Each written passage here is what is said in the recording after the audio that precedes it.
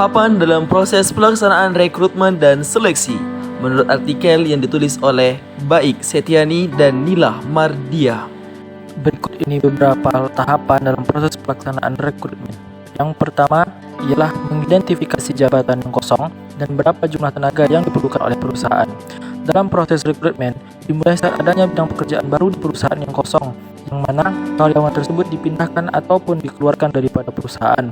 Oleh karena itu, jika ingin merekrutmen seseorang, tentunya kita harus tahu berapa jabatan yang kosong dan berapa jumlah tenaga yang diperlukan oleh perusahaan.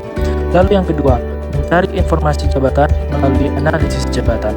Untuk memperoleh uraian jabatan yang disebut dengan job description, tentunya kita menspesifikasi jabatan sebagai landasan dalam membuat persyaratan jabatan yang harus dibuat secara hati-hati dan sejelas mungkin, agar dalam penerapannya tidak ditemui berbagai kerancuan yang mengganggu proses selanjutnya dalam perusahaan. Lalu yang ketiga, yakni menentukan sumber kandidat yang tepat. Dua alternatif untuk mencari kandidat, yakni dari dalam perusahaan ataupun dari luar perusahaan. Jika diambil dari dalam, tentunya kebutuhan staf untuk masa yang akan datang telah direncanakan. Maka perlu juga diketahui siapa kira-kira karyawan yang ada saat ini yang dapat dipindahkan atau dipromosikan. Jika kandidat harus dicari dari luar perusahaan, maka perlu dipertimbangkan dengan cermat, sama seperti kita ingin menentukan kandidat sebagai calon kehidupan kita. 4. Memilih metode-metode rekrutmen yang paling tepat untuk jabatan. Metode rekrutmen yang dapat dipilih oleh perusahaan dalam melakukan rekrutmen seperti iklan, apply flash, walk-in and walk-ins, depth curtains, perusahaan pencari tenaga kerja, lembaga pendidikan, organisasi buruh, dan lain sebagainya. Perusahaan juga dapat memilih lebih dari satu metode, tergantung situasi dan kondisi yang terjadi saat itu. Metode perekrutan akan berpengaruh besar terhadap banyaknya lamaran yang masuk ke dalam perusahaan. Metode perekrutan calon karyawan baru terdiri dari A. Metode tertutup, yaitu perekrutan itu hanya diinformasikan kepada para karyawan atau orang-orang tertentu saja. Akibatnya, lamaran yang masuk menjadi relatif sedikit, sehingga kesempatan untuk mendapatkan karyawan yang lebih baik akan semakin sulit. Dan yang terakhir, D. Metode terbuka. Metode terbuka adalah perekrutan yang diinformasikan secara luas melalui metode seperti memasang iklan pada media massa, baik cetak maupun elektronik, agar tersebar luas ke masyarakat. Dengan metode terbuka ini diharapkan banyak lamaran yang masuk, sehingga kesempatan untuk mendapatkan karyawan yang berkualitas menjadi lebih besar. 5. Memanggil kandidat-kandidat yang memenuhi persyaratan jabatan, yaitu mengumpulkan berkas-berkas lamaran mereka dan meminta mereka mengisi formulir lamaran pekerjaan yang telah disediakan untuk selanjutnya diproses dalam tahapan seleksi. Keenam, menyaring atau meleksi kandidat. Prosedur seleksi perlu dilakukan jika yang pertama, pelaksanaan tugas pada jabatan yang akan diisi memerlukan ciri-ciri fisik dan psikis tertentu yang tidak dimiliki oleh setiap orang. Yang kedua, ada lebih banyak kandidat yang tersedia dibandingkan jumlah jabatan yang akan diisi. Terdapat beberapa teknik atau metode seleksi yang dapat digunakan oleh perusahaan.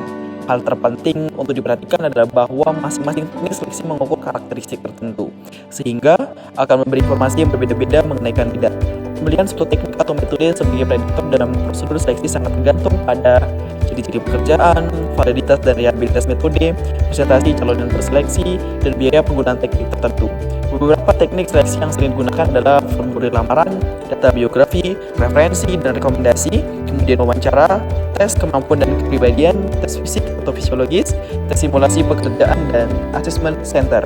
Di dalam Islam sendiri ada beberapa hal yang perlu diperhatikan atau kriteria orang yang pantas diluluskan dalam proses seleksi. Yang pertama, memiliki pengalaman dan kompetensi. Yang kedua, memiliki ketakwaan dan keturunan yang soleh. Yang ketiga, memiliki akhlak yang mulia. Yang keempat, memiliki argumen yang sahih. Yang kelima, tidak mengejar kemuliaan atau pangkat. Yang keenam, memiliki pandangan yang luas atas suatu persoalan. Nah, kemudian yang ketujuh adalah membuat penawaran kerja. Setelah proses seleksi dianggap cukup dan petugas rekrutmen sudah dapat menentukan kandidat terbaik untuk jabatan tertentu, maka selanjutnya perlu dipersiapkan penawaran kerja. Kegiatan pada tahap ini adalah mempersiapkan perjanjian kerja atau yang biasa disebut dengan KKB, kemudian memperkenalkan secara lebih mendalam tentang peraturan dan kondisi kerja di perusahaan, dan memastikan kapan kandidat akan mulai bekerja. Hal terpenting dalam tahap ini adalah petugas rekrutmen harus menyiapkan kandidat cadangan untuk mengantisipasi kalau kandidat pertama menolak tawaran kerja atau terjadi hal-hal tak terduga. Yang kedelapan, mulai bekerja. Setelah kandidat menerima penawaran kerja, sehingga pada saat yang bersangkutan sudah menjadi pegawai, maka masih perlu dibantu agar ia dapat bekerja secara optimal dan bertahan untuk waktu yang lama. Pegawai yang bersangkutan harus dimonitor dan dinilai kinerjanya secara teratur, serta diberikan pelatihan dan pengembangan. Pada tahap ini, petugas rekrutmen perlu mengkaji ulang cara-cara yang dipakai dalam merekrut dan menyeleksi pegawai. Hal ini sangat penting demi mencegah masalah-masalah yang mungkin timbul setelah pegawai diterima bekerja.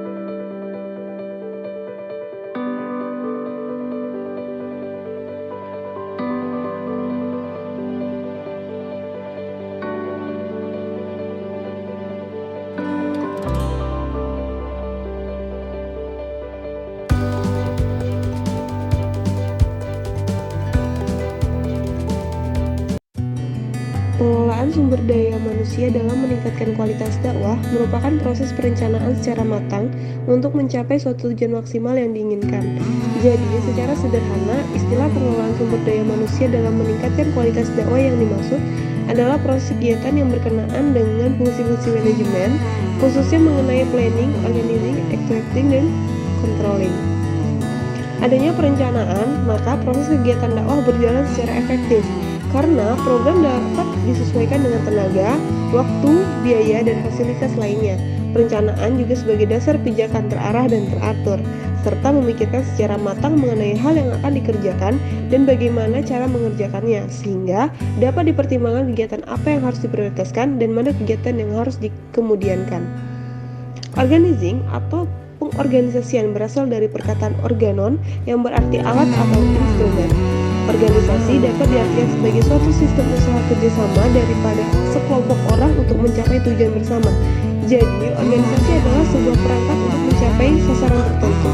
Pengertian organisasi menurut Atmo Sudirjo adalah setiap bentuk kerjasama yang dilakukan sedikitnya 2 orang atau lebih untuk mencapai tujuan bersama, atau suatu bentuk kerjasama antara sekelompok orang berdasarkan suatu perjanjian untuk bekerja sama untuk mencapai tujuan bersama. Actuating atau tindakan menurut Salindeho yang menyebabkan suatu organisasi menjadi berjalan dan merupakan bagian terpenting dari proses manajemen dakwah serta keberhasilannya tergantung pada pemikiran yang intensif. Actuating banyak melibatkan manusia sebagai pemberi motivasi kepada para dai agar mau dan ikhlas bekerja dengan sebaik mungkin demi tercapainya tujuan dakwah dengan efisien, efektif, dan ekonomis. Actuating sebagai usaha untuk menggerakkan dakwah untuk mencapai sasaran-sasaran dakwah. Dan yang terakhir ada controlling atau pengawasan.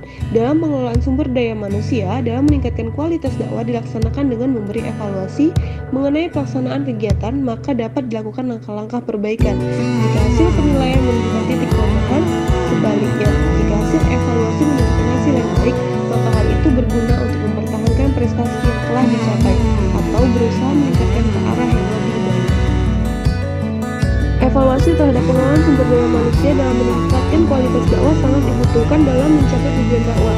Karena pengawasan merupakan proses pengamatan terhadap pelaksanaan seluruh pengelolaan sumber daya manusia dalam meningkatkan kualitas dakwah untuk menjamin agar supaya semua pekerjaan yang sedang dilakukan berjalan sesuai dengan rencana yang telah ditentukan sebelumnya dalam manajemen pengembangan kualitas dakwah. Pengelolaan sumber daya manusia sangat berpengaruh terhadap keberhasilan peningkatan kualitas dakwah. Oleh karena itu, dalam dakwah, pengelolaan sumber daya manusia wajib dilaksanakan dalam upaya meningkatkan kualitas dakwah. Apabila kualitas dakwah kurang memadai, akan berdampak pada kualitas dakwah.